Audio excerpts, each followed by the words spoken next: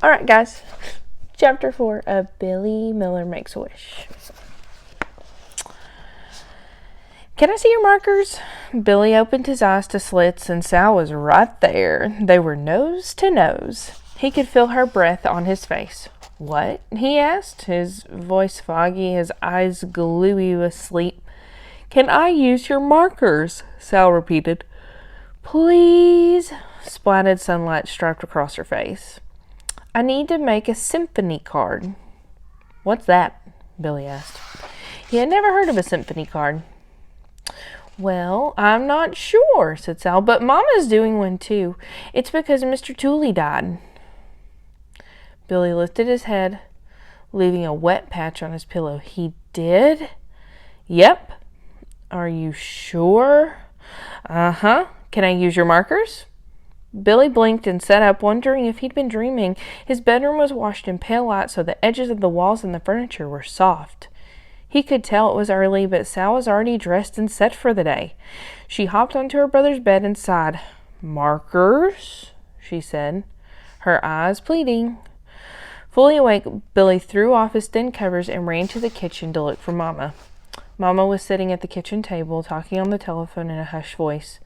There was an open note card in front of her. She'd been writing on it. Billy leaned in toward her and mouthed the word, Mom?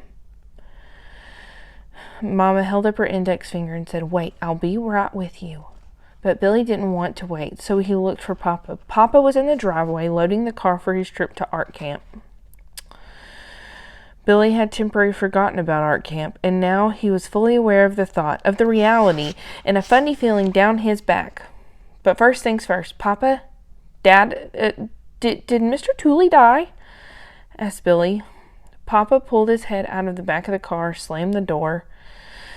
He tugged at his curly orange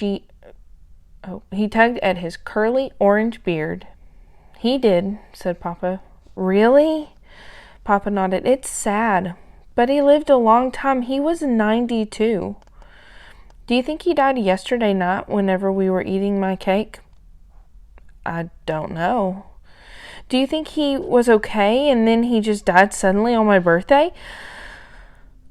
Papa tugged on his beard again. I don't know much about it, but Mama talked to Mr. Tooley's daughter this morning. She said that he'd been sick for a while, so he hadn't been okay. Billy needed to be certain. So he hadn't been okay?